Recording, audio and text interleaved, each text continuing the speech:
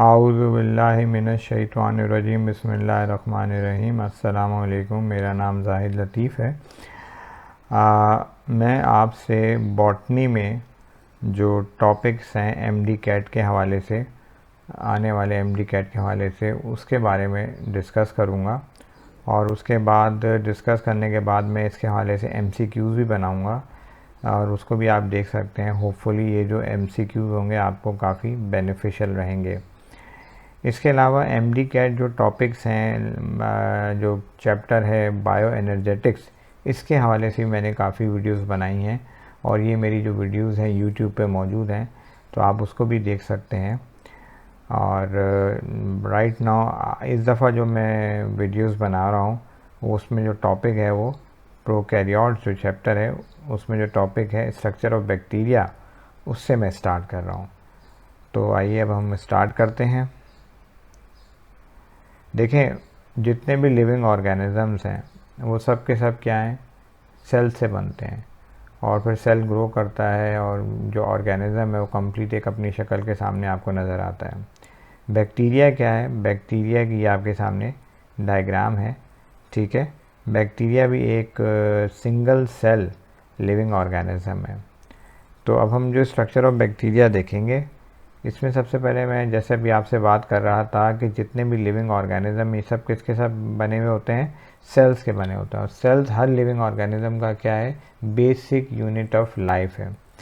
अच्छा, बैक्टीरिया जैसा कि मैंने आपको बताया सिंगल सेल्स का बना हुआ होता है, इसी तरीके से ये जो बैक्टीरिया के आप ये डायग्राम देख रहे हैं, इसमें आप देख सकते हैं कि सबसे पहले मैं थोड़ा इसके स्ट्रक्चर के बारे में आपको बता दूं कि ये जो सबसे जो बाहर एक लेयर मौजूद होती है इसकी बॉडी के ऊपर, इसको हम कहते हैं कैप्सूल। कभी कभार कैप्सूल भी मौजूद होती है और कभी कभार इस पर जो है स्लाइम लेयर भी मौजूद होती है। इसके बाद जो लेयर आपको नज़र आएगी वो है सेल वॉल, और उसके बाद अगर आप अंदर की तरफ आएंगे बैक्टीरिया के सेल में तो आप देखेंगे प्लाज्मा मेम्ब्रेन है। उसके बाद ये जो आपको स्ट्रक्चर नज़र आ रहा है ये साइटोप्लाज्म है, और इसी साइटोप्लाज्म में आपको ये राइबोसोम्स नज़र आएंगे, प्लाज्मिड नज़र आएंगे, और इसके अलावा ये आपको डीएनए भी नज़र आएगा। इसके अलावा अगर आप बैक्टीरिया की बॉडी की बाहर की तरफ चलें तो आपको कुछ स्ट्रक्चर नज़र आएंगे, जैसे कि ये छोटे छोटे आपको स्ट्रक्चर नज़र आ रहे हैं, इनको हम पाइलाई कहते हैं। और इसी बैक्टीरिया के सेल के बाहर आपको कुछ और स्ट्रक्चर भी नज़र आएंगे जिनको हम फ्लैजेला कहते हैं। अच्छा, अब ऑन द जो लिविंग ऑर्गेनिज्म है on the basis of cell, इनको दो बड़े ग्रुप्स में डिवाइड किया गया है। एक है प्रोकैरियोटिक और एक है यूकैरियोटिक। प्रोकैरियोटिक वो लिविंग ऑर्गेनिजम्स होते हैं जिनमें न्यूक्लियस जो होता है वो मौजूद नहीं होता। तो बैक्टीरिया, क्योंकि इसमें न्यूक्लियस मौजूद नहीं है, तो ये क्या है, प्रोकैरियोटिक है। बाकी तमाम जो ऑर्गेनिजम्स हैं उनके अंदर क्या होता है, न्यूक्लियस मौजूद होता है। दैट इज़ द रीज़न उनको हम क्या कहते हैं, यूकैरियोटिक कहते हैं। बैक्टीरिया का जो मतलब है, इसका मतलब है रॉड। एक्चुअली बैक्टीरिया की जो मोस्ट शेप है वो किस फॉर्म में आपको नज़र आएंगे, रॉड फॉर्म में नज़र आएंगे। तो इसलिए बैक्टीरिया को दूसरे लफ्ज़ों में इसका जो मतलब है वो क्या है, रॉड। बैक्टीरिया का जो सेल है इसको हम तीन बड़े हिस्सों में तकसीम कर सकते हैं। पहला हिस्सा जो आता है इसका, जो मैंने आपको बताया था, कैप्सूल, सेल वॉल और इसके अलावा सेल मेम्ब्रेन। दूसरा जो इसका हिस्सा है वो है साइटोप्लाज्म। साइटोप्लाज्म, साइटो का मतलब होता है सेल, प्लाज्म का मतलब होता है फ्लूइड। जबकि जो तीसरा पार्ट है बैक्टीरिया के सेल का वो है फ्लैजेला पे, ये आपको नज़र आ रहा है फ्लैजेला, और पाइलाई जो स्ट्रक्चर्स हैं उन पर मुश्तमिल है। यानी कि हम बैक्टीरिया को तीन बड़े हिस्सों में डिवाइड कर सकते हैं, capsule, cell wall, cell membrane, cytoplasm, flagella and pili. अब हम सबसे पहले ये देखेंगे कि ये जो बैक्टीरिया है इसमें ये कैप्सूल क्या चीज़ होती है, और मैंने आपको शुरू में भी बताया था कि ये स्लाइम जो है लेयर ये क्या चीज़ होती है, ठीक है। बैक्टीरिया के जो सबसे बाहर का हिस्सा होता है, जो मैंने आपको अभी थोड़ी देर पहले दिखाया भी था, जो ये फ़र्ज़ करें ये बैक्टीरिया, इसकी जो सबसे बाहर की जो लेयर होती है उसको हम क्या कहते हैं, कैप्सूल कहते हैं या स्लाइम कहते हैं। बेसिकली ये जो बाहर की लेयर होती है ना, ये इसको हम एक्चुअली क्या कहते हैं, ग्लाइकोकैलिक्स कहते हैं। और ये ग्लाइकोकैलिक्स जो होती है ये दो तरह की होती है, एक स्लाइम लेयर होती है और एक कैप्सूल लेयर होती है। ठीक है, ये आपके सामने कैप्सूल की लेयर है और ये स्लाइम लेयर है। अच्छा, अब ये जो ग्लाइकोकैलिक्स है जो कि 2 तरह की होती है, स्लाइम भी कैप्सूल भी, ये कौन से केमिकल्स की बनी हुई होती है? ये बनी हुई होती है पॉलीसेचराइड यानी कि ग्लूकोज मॉलिक्यूल्स, प्रोटीन्स मॉलिक्यूल और एसिड्स की, यूरेनोनिक एसिड्स की। और जो कैप्सूल होता है, अगर आप देखें ये जो बैक्टीरिया का जो सेल है इसके साथ ये टाइटली अटैच्ड होता है। ठीक है, और ये क्या करता है, बैक्टीरिया को चिपकने में मदद देता है। कहाँ पे? जाहिर सी बात है, जब ये हमारी बॉडी के अंदर दाखिल होगा तो वहाँ पे सेल मौजूद होते हैं, ये उन सेल के ऊपर उसको चिपकना होता है, तो चिपकने में ये कैप्सूल क्या करता है, उसको मदद देता है। इसके अलावा ये जो स्लाइम लेयर है, ठीक है, ये भी इसको क्या करती है, चिपकने में मदद देती है। कैप्सूल का एक और मकसद भी होता है बैक्टीरिया के इर्द गिर्द जो मौजूद होती है, कि बैक्टीरिया में क्या होता है, पानी। अगर बैक्टीरिया के सेल में से पानी निकल जाएगा तो क्या होगा, उसकी डेथ हो जाएगी। तो ये कैप्सूल की जो लेयर होती है बैक्टीरिया के अंदर से पानी को निकलने से रोकती है, एक तरीके से बैक्टीरिया की लाइफ को बचाती है। इसके अलावा भी इसका एक और फ़ायदा है इस कैप्सूल की लेयर का, हमारी बॉडी के अंदर जब भी कोई चीज़ अंदर दाखिल होती है, कोई भी फॉरेन पार्टिकल दाखिल होता है बॉडी के अंदर, तो क्या होता है कि एक ख़ास किस्म के केमिकल्स प्रोड्यूस होते हैं जिनको हम कहते हैं मैक्रोफेजेस। मैक्रोफेजेस क्या करते हैं कि इन जो भी बॉडी के अंदर बाहर से कोई चीज़ दाखिल होती है उसको ये आके इनगल्फ कर लेते हैं। इनगल्फ का मतलब ये होता है कि उसको खा जाते हैं ताकि वो हमारी बॉडी को नुकसान ना पहुंचा सके। अब स्लाइम लेयर के बारे में थोड़ा सा ये भी ग्लाइकोकैलिक्स है, यानी कि ये भी केमिकल्स की बनी हुई होती है, प्रोटीन्स की बनी हुई होती है और एसिड्स की बनी हुई होती है, लेकिन ये लूज़ फॉर्म में होती है कंपेयर टू कैप्सूल। और ये क्या करती है कि बैक्टीरिया को एक स्लिपरी सरफेस प्रोवाइड करती है, क्योंकि बहुत सारे बैक्टीरिया जो होते हैं ना, उनमें क्या होता है कि फ्लैजेला मौजूद नहीं होता, जिसकी वजह से उनको एक जगह से दूसरी जगह मूव करने में मुश्किल पेश आती है। तो फिर क्या होती है कि उनकी बॉडी के ऊपर इस तरह की लेयर्स मौजूद होती हैं जिनको हम कहते हैं स्लाइम लेयर, वो उसके ज़रिए एक जगह से दूसरी जगह बॉडी में मूव करते हैं। अब मैं आपसे डिस्कस करूंगा ये बायोफिल्म्स क्या होती हैं। ठीक है, देखें, जो बैक्टीरिया सिंगल है ना, वो आपकी बॉडी को इतना नुकसान नहीं पहुंचा सकता, लेकिन जब बहुत सारे बैक्टीरिया एक जगह जमा हो जाते हैं तो फिर वो क्या करते हैं कि आपको नुकसान पहुंचाते हैं। कैसे नुकसान पहुंचाते हैं? एक तो आपका फूड इस्तेमाल करते हैं, फूड इस्तेमाल करने के साथ साथ आपकी जो बॉडी है उसके अंदर अपने वो टॉक्सिन प्रोड्यूस करते हैं।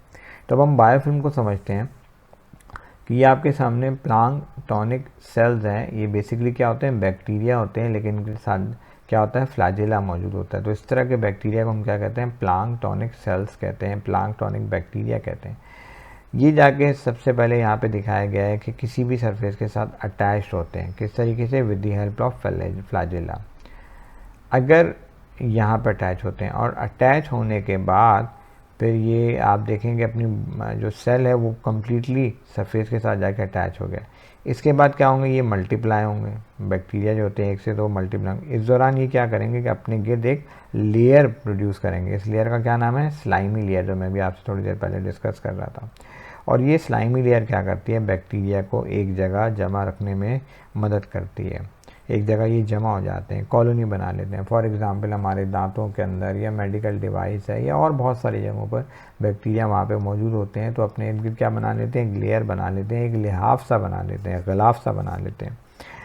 अब ये जो लेयर होती है इनको एक तो बचाती है कि बैक्टीरिया में जो पानी मौजूद है वो बाहर ना निकल जाए। ठीक है, दूसरा इसके अलावा बहुत सारी जब हम बीमार होते हैं तो एंटीबायोटिक्स का इस्तेमाल करते हैं, और एंटीबायोटिक्स वो बैक्टीरिया पे जाके हमला करते हैं और उनको किल कर देते हैं। लेकिन इस तरह के बैक्टीरिया जिन पे ये लेयर मौजूद होती है, कॉलोनी की सूरत में हमारी बॉडी के अंदर मौजूद होते हैं, हमें नुकसान पहुंचा रहे होते हैं, तो उस तरह के बैक्टीरिया को ख़त्म करने में मुश्किल पेश आती है। ठीक है,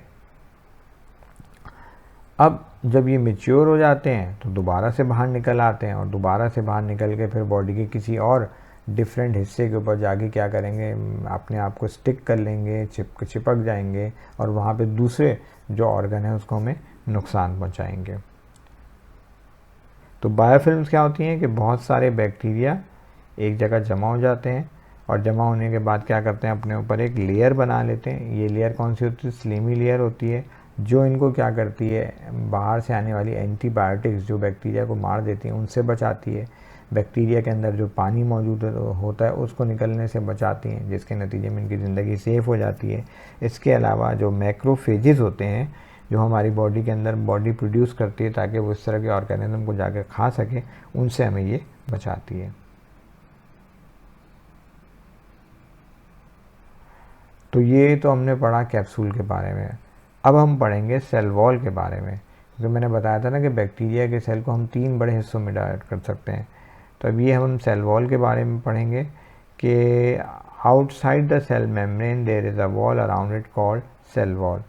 जो क्या कहते हैं, सेल मेम्ब्रेन होती है, उसके बाहर क्या होती है, एक वॉल होती है। और हम इस वॉल को क्या कहते हैं, इस वॉल को हम कहते हैं सेल वॉल। जैसे फ़र्ज़ करें ये क्या आपका सेल है, ठीक है। अब इस सेल के बाहर जो है ये कह लीजिए एक लेयर होती है, ठीक है। ये सेल मेम्ब्रेन है, इसके बाहर ये क्या होती है, लेयर होती है। इसको हम क्या कहते हैं, सेल वॉल कहते हैं, ठीक है। अच्छा,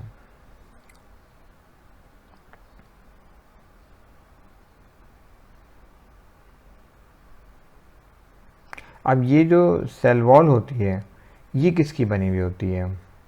ये सेल वॉल जो होती है जनाब, ये बनी हुई होती है मिक्सचर होती है किस चीज़ का, लिपिड्स का, ग्लूकोज का और प्रोटीन मॉलिक्यूल्स का। और इस तरह की जो सेल वॉल होती है उसको हम क्या कहते हैं, म्यूरिन कहते हैं।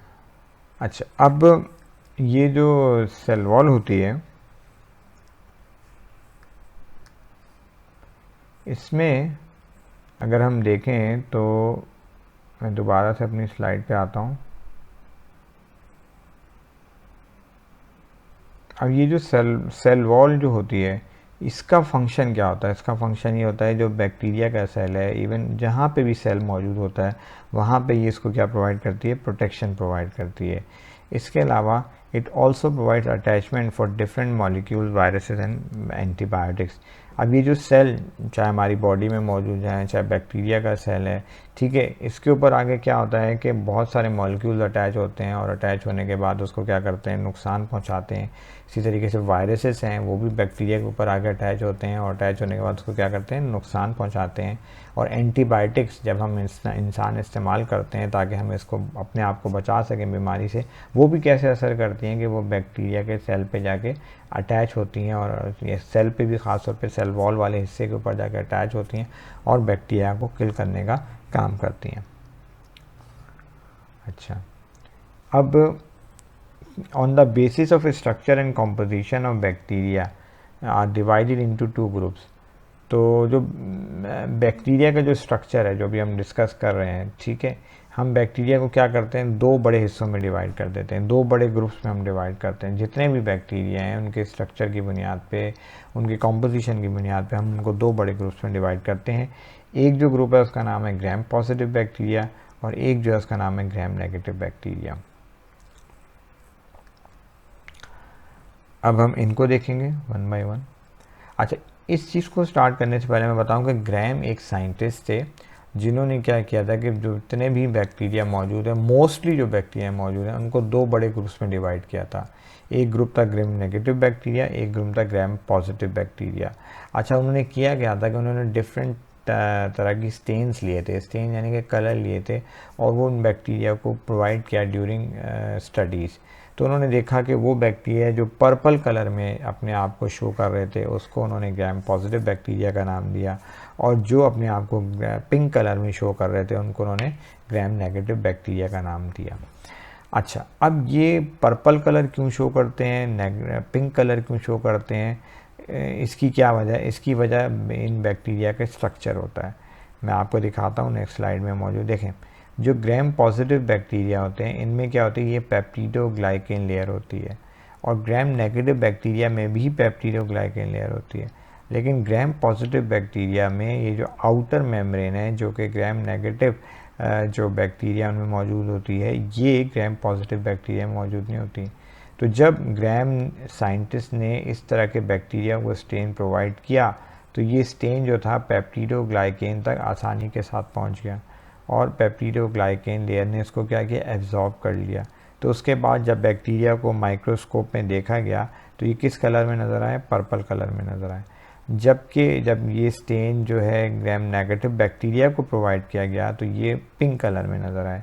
ये पिंक कलर में क्यों नज़र आए, क्योंकि इनके पास बाहर जो था आउटर मेम्ब्रेन भी मौजूद थी और ये जब स्टेन प्रोवाइड किया गया तो ये आउटर मेम्ब्रेन में जो मॉलिक्यूल्स थे या स्ट्रक्चर जो था उसने इसको एब्जॉर्ब कर लिया और इसको पेप्टिडोग्लाइकेन तक पहुंचने ही नहीं दिया, जिस वजह से अब इस तरह के जो बैक्टीरिया होते हैं जब आप उनको माइक्रोस्कोप में देखते हैं तो वो अपना क्या कलर शो करते हैं, पिंक कलर शो करते हैं, जबकि ग्राम पॉजिटिव बैक्टीरिया जो होते हैं वो मोस्टली पर्पल कलर शो करते हैं। अब हम इनके डिफरेंसेस जैसे कि भी आपसे डिस्कस कर रहे हैं कि जो ग्राम पॉजिटिव बैक्टीरिया होते हैं इनकी जो सेल वॉल होती है वो थिक होती है, जबकि ग्राम नेगेटिव बैक्टीरिया की सेल वॉल थिन होती है। क्यों ऐसा होता है? ऐसा इसलिए होता है कि जो ग्राम पॉजिटिव बैक्टीरिया इनमें जो पेप्टिडोग्लाइकेन की जो लेयर होती है वो क्या होती है, थिक होती है, जबकि यहाँ पे जो पेप्टिडोग्लाइकेन की जो लेयर होती है वो थिन होती है। सवाल ये पैदा होता है कि मैं इतनी देर से आपसे बात करूँगा पेप्टिडोग्लाइकेन क्या है। पेप्टिडो का मतलब होता है प्रोटीन और ग्लाइकेन का मतलब होता है ग्लूकोज। तो ये वो लेयर होती है जो प्रोटीन मॉलिक्यूल और ग्लूकोज मॉलिक्यूल की मदद से मिलकर बनती है, ठीक है। और ये ग्राम पॉजिटिव बैक्टीरिया में थिक होती है, ग्राम नेगेटिव बैक्टीरिया में क्या होती है, थिन होती है। अच्छा जनाब, अब नेक्स्ट पॉइंट है कि ग्राम पॉजिटिव बैक्टीरिया जो होते हैं ना ये रिजिड होते हैं और इलास्टिसिटी इनमें कम पाई जाती है, जब उसका ऑपोजिट जो है ग्राम नेगेटिव बैक्टीरिया में है, यानी कि ये लेस रिजिड होते हैं और मोर इलास्टिक होते हैं। क्यों ऐसा होता है? अगेन इनकी स्ट्रक्चर की बात है। देखें, जो ग्राम पॉजिटिव बैक्टीरिया होते हैं इनमें जो पेप्टिडोग्लाइकेन लेयर होती है वो थिक होती है, दैट इज़ द रीज़न ये क्या होते हैं, रिजिड होते हैं और इलास्टिसिटी इनमें कम पाई जाती है। जबकि ग्राम नेगेटिव बैक्टीरिया में ये जो पेप्टिडोग्लाइकेन लेयर है ये क्या होती है, थिन होती है, and that is the reason ये क्या होते हैं, लेस रिजिड होते हैं और दे हैव गॉट इलास्टिसिटी। अब जो आउटर मेम्ब्रेन है ग्राम पॉजिटिव बैक्टीरिया में वो मौजूद नहीं होती, जबकि नेगेटिव बैक्टीरिया में मौजूद होती है। इसको हम देखते हैं। देखें, ये ग्राम पॉजिटिव बैक्टीरिया, इसमें पेप्टिडोग्लाइकेन की लेयर मौजूद होती है और इसके बाहर एक और लेयर मौजूद नहीं है जिसको हम आउटर मेम्ब्रेन कहते हैं। जबकि अगर आप यहाँ देखें ग्राम नेगेटिव बैक्टीरिया में तो ये पेप्टिडोग्लाइकेन की लेयर है और इसके बाहर ये एक और मेम्ब्रेन मौजूद है जिसको हम आउटर मेम्ब्रेन कहते हैं जो मौजूद होती है, ठीक है। अच्छा, अब ये जो अमाइनो एसिड्स की तादाद है, आपको मैंने बताया था ना कि बैक्टीरिया की जो सेल वॉल होती है वो प्रोटीन और ग्लूकोज के मॉलिक्यूल से मिलकर बनती है। और प्रोटीन्स क्या होते हैं, जब बहुत सारे अमाइनो एसिड्स मिलते हैं तो प्रोटीन्स बनते हैं। तो अब ये जो ग्राम पॉजिटिव बैक्टीरिया हैं इनमें आपको कई तरह के ये जो अमाइनो एसिड्स हैं मिलेंगे, लेकिन इनकी तादाद आपको कम मिलेगी as compare to gram negative bacteria. अब एक अमाइनो एसिड्स होते हैं जिनको हम कहते हैं एरोमेटिक अमाइनो एसिड और एक होते हैं सल्फ़र कंटेनिंग अमाइनो एसिड। आपके लिए इतना ही जान लेना काफ़ी है कि अमाइनो एसिड्स की तादाद कितनी होती है, 22 होती है। उनमें कुछ ऐसे अमाइनो एसिड्स होते हैं जिनमें बेंजीन रिंग जो होता है वो मौजूद होता है उनके स्ट्रक्चर में। तो ऐसे अमाइनो एसिड जिनमें बेंजीन रिंग मौजूद होता है इनको हम कहते हैं एरोमेटिक अमाइनो एसिड्स। और ये एरोमेटिक अमाइनो एसिड्स और सल्फ़र कंटेनिंग अमाइनो एसिड जो होते हैं ग्राम पॉजिटिव बैक्टीरिया की जो सेल वॉल होती है उसमें जो प्रोटीन मॉलिक्यूल्स होते हैं उसमें ये मौजूद नहीं होते, जबकि ये ग्राम नेगेटिव की जो सेल वॉल होती है उसमें ये मौजूद होते हैं। टाइकोइक एसिड ये ग्राम पॉजिटिव बैक्टीरिया में मौजूद होते हैं और ग्राम नेगेटिव बैक्टीरिया में मौजूद नहीं होते हैं। अब ये जो टाइकोइक एसिड्स होते हैं इनका क्या फ़ायदा होता है बैक्टीरिया को? देखें, अब ये ग्राम पॉजिटिव बैक्टीरिया में तो मौजूद हैं, तो ये उसको क्या करते हैं, उसके सेल को स्ट्रेंथ करते हैं, यानी ये भी उसको प्रोटेक्शन प्रोवाइड करते हैं। प्रोटेक्शन मिलेगी तो उसके अंदर पावर ज़्यादा आएगी। इसके अलावा जो ये टाइकोइक एसिड होते हैं, मैंने आपको बताया था ना कि बैक्टीरिया सिंगली हमें इन्फेक्शन कॉज नहीं करता, बल्कि जब उसकी तादाद बढ़ जाती है हमारी बॉडी में तो हमें क्या होती है, इन्फेक्शन स्टार्ट होती है। तो अभी जो ग्राम पॉजिटिव बैक्टीरिया है इनमें तो टाइकोइक एसिड मौजूद होते हैं जो इसको स्ट्रॉन्ग बनाते हैं, जो इसमें सेल डिवीज़न में इसको मदद करते हैं। और इसके अलावा ये एक और काम भी करते हैं कि बैक्टीरिया को जब ये हमारी बॉडी में आते हैं, हमारी बॉडी में मुख्तलिफ़ किस्म के ऑर्गन्स होते हैं, उन पे जाके अटैच करने में उसकी मदद करती है। और ये ग्राम नेगेटिव बैक्टीरिया में क्या होते हैं, एब्सेंट होते हैं।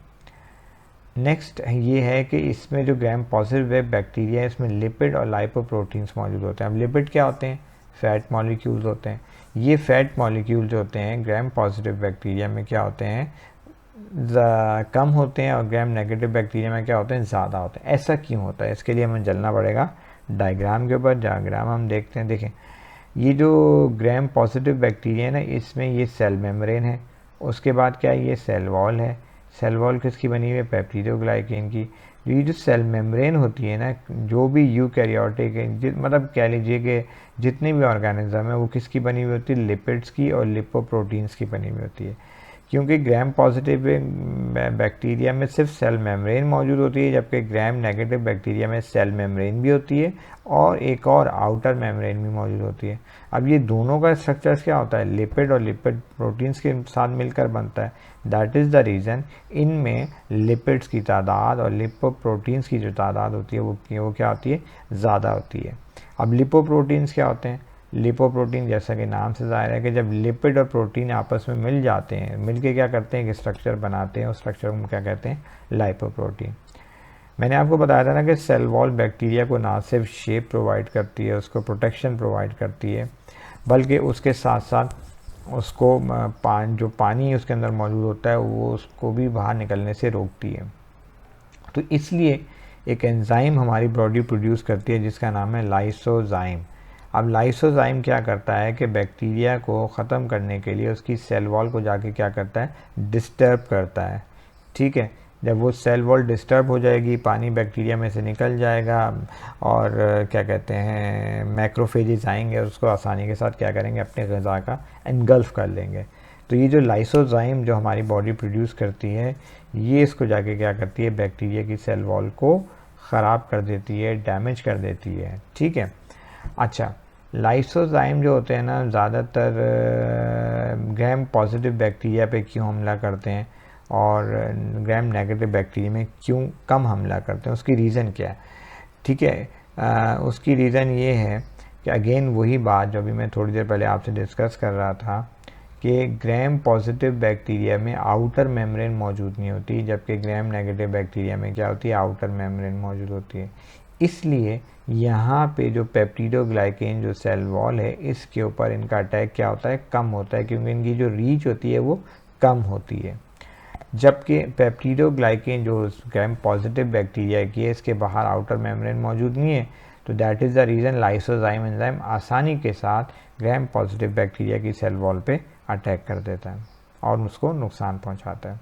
एग्जाम्पल्स में आपको और भी बहुत सारे ऑर्गेनिजम्स मिलेंगे, जैसे कि वैसे ये तो खैर आपके सामने मैंने जस्ट फॉर आपकी याद दहानी के लिखे लिए बहुत कॉमन बैक्टीरिया, स्टेफिलोकोकस, स्ट्रेप्टोकोकस और ग्राम नेगेटिव में इकोलाई और साल्मोनेला जो है, ये सब शामिल हैं। अब हम नेक्स्ट स्लाइड की तरफ चलते हैं। मैंने आपको बताया था ना कि हम बैक्टीरिया के सेल को 3 बड़े हिस्सों में डिवाइड करते हैं। ठीक है, तो अब जो थर्ड पार्ट है, सेकंड पार्ट जो है वो है साइटोप्लाज्म। अब हम उसके बारे में पढ़ेंगे। सबसे पहले साइटो का मतलब क्या होता है, सेल, और प्लाज्म का मतलब क्या होता है, फ्लूइड। यानी ये आप ये देखें, ये वो पार्ट है, ये सेल का वो पार्ट है जिसके अंदर आपको फ्लूइड नज़र आएगा। ठीक है, अब ये पार्ट जो होता है सेल मेम्ब्रेन के अंदर की तरफ मौजूद हो। देखें, ये जो बैक्टीरिया का सेल है, सबसे पहले कौन सी लेयर है, कैप्सूल की, फिर उसके बाद सेल वॉल की, ये प्लाज्मा मेम्ब्रेन जिसको हम सेल मेम्ब्रेन कहते हैं वो मौजूद है। तो ये जो पार्ट के अंदर वाला हिस्सा है, ये जो आपको नज़र आ रहा है, this part is called cell membrane. अगर आप यहाँ भी देखें तो ये जो अंदर वाला हिस्सा है इसको हम क्या कहते हैं, साइटोप्लाज्म कहते हैं। अच्छा, अब इस पार्ट में क्या होता है, पानी मौजूद होता है, ग्लूकोज के मॉलिक्यूल्स मौजूद होते हैं, अमाइनो एसिड्स मौजूद होते हैं और डिफरेंट टाइप्स के सॉल्ट्स मौजूद होते हैं बैक्टीरिया में। इन्हीं पार्ट्स में यानी कि साइटोप्लाज्म में आपको डीएनए भी नज़र आएगा। इसके अलावा ये जो आप स्ट्रक्चर देख रहे हैं, प्लाज्मिड भी नज़र आएंगे, राइबोसोम्स भी नज़र आएंगे, और इसके अलावा मीज़ोसोम्स, ये आप देख रहे हैं, दिस इज़ कॉल्ड मीज़ोसोम्स, ये भी नज़र आएगा। प्लाज्मिड क्या होते हैं? ये जो आपको नज़र आ रहे हैं स्ट्रक्चर, ये भी डीएनए मॉलिक्यूल है, लेकिन ये जो डीएनए मॉलिक्यूल होता है ना, इसका एक अपना स्पेसिफिक फंक्शन है। जैसे कि ये बैक्टीरिया के अंदर ये इसका डीएनए है, इसका फंक्शन तो क्या है, ग्रोथ, मेटाबॉलिज्म, तमाम चीज़ों को बैक्टीरिया की जो मौजूद होते हैं उसको कंट्रोल करना। लेकिन इसका फंक्शन क्या होता है कि ये करता है कॉन्जुगेशन में मदद देता है, और इसके अलावा बैक्टीरिया पे जो मुख्तलिफ़ किस्म की, जब हम हमारे अंदर बैक्टीरिया चला जाता है तो जाहिर सी बात है डॉक्टर हमें एंटीबायोटिक्स लिख के देते हैं, तो ये एंटीबायोटिक्स से की वजह से जो नुकसान हो सकता है बैक्टीरिया को, उससे इसको बचाता है। ठीक है, अच्छा, अब मैंने ये बता रहा था आपको प्लाज्मिड के बारे में कि जो प्लाज्मिड है ये भी डीएनए होता है, लेकिन उसका फंक्शन क्या होता है, कॉन्जुगेशन में मदद करना, प्रोटेक्शन में मदद करना, किसको, बैक्टीरिया को, किससे, एंटीबायोटिक्स से। अब ये कॉन्जुगेशन क्या होता है? कॉन्जुगेशन बेसिकली क्या होता है कि अगर मैं आपको बताऊं तो मैं आपको ये बता रहा हूँ कि कॉन्जुगेशन क्या होता है। देखिए, ये आपके सामने दो बैक्टीरिया हैं, ठीक है। अब इनके अंदर क्या होता है, मैंने आपको बताया था प्लाज्मिड भी होता है, ठीक है, जिसको हम एक्स्ट्रा डीएनए भी कहते हैं। अब ये जो एक्स्ट्रा डीएनए होता है, जब कंडीशंस आती हैं, ये क्या करता है, अपनी कॉपी बनाता है, एक और डीएनए बनाता है, यानी कि दूसरा प्लाज्मिड बनाता है। तो ये प्लाज्मिड जो है एक बैक्टीरिया के सेल से दूसरे बैक्टीरिया के सेल में क्या होता है, ट्रांसफ़र हो जाता है। तो इस प्रोसेस को हम क्या कहते हैं, कॉन्जुगेशन कहते हैं। अब ये जो कॉन्जुगेशन होता है किसकी मदद से होता है, ये आप स्ट्रक्चर देख रहे हैं, पाइलाई जो आपको नज़र आ रहे हैं, ये इसकी मदद से होता है। तो ये बैक्टीरिया दोनों अपने स्ट्रक्चर्स को एक दूसरे के करीब लाते हैं, इस तरह का एक ब्रिज लाइक स्ट्रक्चर बन जाता है। फिर उसके बाद वो बैक्टीरिया जिसमें प्लाज्मिड मौजूद होता है उसकी कॉपी बनती है, और वो कॉपी क्या होती है कि इन प्लाज्मिड के थ्रू दूसरे बैक्टीरिया में क्या होती है, ट्रांसफ़र हो जाती है। इसको हम कहते हैं कॉन्जुगेशन। इसके अलावा ये जो बैक्टीरिया होते हैं इनमें क्या होता है कि जो साइटोप्लाज्म का जो स्ट्रक्चर होता है, इसके अंदर एक और स्ट्रक्चर मौजूद होते हैं जिनको हम मीज़ोसोम्स कहते हैं, जैसे कि अब आप इस डायग्राम में देख सकते हैं। अब ये जो मीज़ोसोम्स होते हैं इनके बारे में मैं आपको बताता हूँ। ये देखें, ये मीज़ोसोम्स आपको नज़र आ रहे हैं, ठीक है। ये मीज़ोसोम जो होते हैं बैक्टीरिया की सेल डिवीज़न में, ग्रोथ में, डीएनए रेप्लिकेशन में, रेस्पायरेशन में, इन सब में ये क्या होते हैं, इन्वॉल्व होते हैं।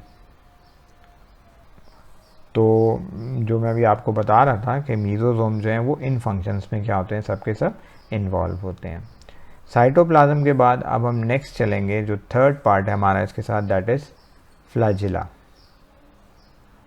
फ्लैजिला में आप देखें ये बैक्टीरिया का जो स्ट्रक्चर आपके सामने, अच्छा इसको ज़रा गौर समझें कि ये थोड़ा सा आपको बाहर ऐसे थोड़ा डिफ़िकल्ट लग रहा होगा, लेकिन मैं इसको आपको बताता हूँ कि बैक्टीरिया जो होता है इसका जो स्ट्रक्चर होता है थिन स्ट्रक्चर होता है, यानी कि इसका ये जो फ्लैजिला होता है वो थिन होता है, ठीक है। और ये बेसल बॉडी जो है उसमें से अराइज होता है। आप सवाल पैदा होता है कि बेसल बॉडी क्या होती है, तो उसके लिए मैं आपको पिछली डायग्राम की तरफ लेके चलता। देखें, ये देख रहे हैं, ये फ्लैजिला है, ठीक है। ये फ्लैजिला यहाँ से जहाँ से अराइज हो रहा है, यानी ये कहाँ से अराइज हो रहा है, ये सेल मेम्ब्रेन और सेल वॉल के दरमियान का हिस्सा होता है जहाँ से ये फ्लैजिला क्या होता है, निकलता है।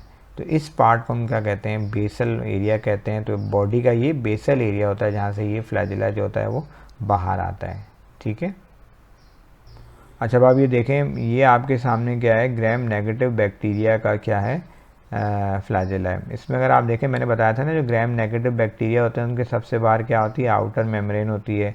फिर उसके बाद उनके पास क्या होती है, एक थिन पेप्टिडोग्लाइकेन लेयर होती है, ठीक है। फिर उसके बाद हर सेल में क्या होती है, सेल मेम्ब्रेन होती है, ये इसी तरीके से इसमें सेल मेम्ब्रेन मौजूद है। तो ये जो फ्लैजिला जो मैं अभी थोड़ी देर पहले पिछली डायग्राम में भी आपको बता रहा था, ये सेल मेम्ब्रेन और सेल वॉल यानी कि पेप्टिडोग्लाइकेन के दरमियान में से बाहर आता है, ठीक है। अच्छा, अब ये जो फ्लैजिला होता है, जाहिर सी बात है किसका बना हुआ होता है, प्रोटीन्स का बना हुआ होता है। कौन से प्रोटीन्स का बना हुआ होता है, ये फ्लैजिलिन प्रोटीन्स का बना हुआ होता है। इस फ्लैजिला के तीन पार्ट्स होते हैं, एक होता है फिलामेंट, ठीक है, और दूसरा पार्ट इसका जो होता है वो हुक होता है, और तीसरा पार्ट जो होता है वो उसका बेसल बॉडी होती है। ये अगर आप पार्ट देख रहे हैं, this is called basal body, ठीक है।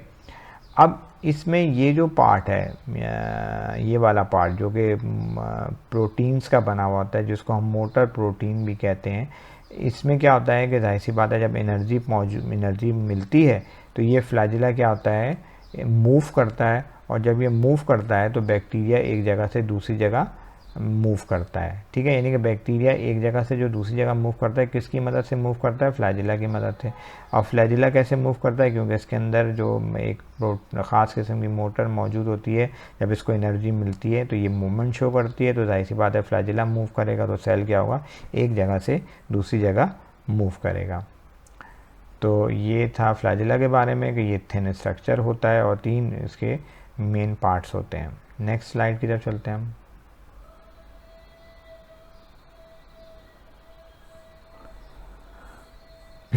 नेक्स्ट स्लाइड में जो फ्लैजिला हैं इसकी डिफरेंट टाइप्स होती हैं। अब ऐसे बैक्टीरिया भी होते हैं, जैसे मैंने आपको शुरू में बताया था, कि उनमें कोई भी जो है फ्लैजिला मौजूद नहीं होता, और इस तरह के बैक्टीरिया को हम क्या कहते हैं, एट्राइकस बैक्टीरिया कहते हैं। और ऐसे बैक्टीरिया भी होते हैं जिनमें एक एंड की तरफ क्या होता है, फ्लैजिला मौजूद होता है, जिनको हम मोनोट्राइकस कहते हैं। और ऐसे बैक्टीरिया भी होते हैं जिनके दोनों एंड्स की तरफ क्या होते हैं, फ्लैजिला मौजूद होते हैं, जिनको हम एम्फीट्राइकस कहते हैं। और ऐसे बैक्टीरिया भी मौजूद होते हैं जिनके एक एंड पे क्या होता है, गुच्छे की सूरत में फ्लैजिलास मौजूद होते हैं, और इस तरह के बैक्टीरिया को हम क्या कहते हैं, लोफोट्राइकस कहते हैं।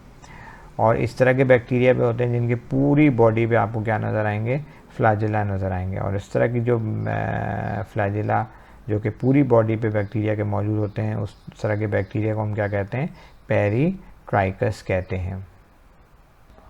होपफुली आज की जो मेरी प्रेजेंटेशन है स्ट्रक्चर ऑफ बैक्टीरिया के बारे में, मैंने इसको सिंपल करके कोशिश की है समझाने की, आप लोगों को समझ में आई होगी। आप कमेंट सेक्शन में चाहें तो मुझसे सवाल भी पूछ सकते हैं। इसके अलावा अब जो मेरी नेक्स्ट जो प्रेजेंटेशन होगी वो बैक्टीरिया के शेप एंड साइज़ के हवाले से, और जो नेक्स्ट टॉपिक MD-CAT में उसके हवाले से होगी। तो जब मैं ये तीनों टॉपिक कंप्लीट कर लूँगा, तो जैसे मैंने आपसे शुरू में बताया था कि जो इसके जो MCQs हैं वो फिर मैं आपसे डिस्कस करूँगा इसी पूरे टॉपिक से रिलेटेड। तो होपफुली वो इंशाल्लाह आपको काफ़ी सपोर्ट करेंगे आने वाले MD-CAT टेस्ट के बारे में। थैंक यू एंड अल्लाह हाफिज़।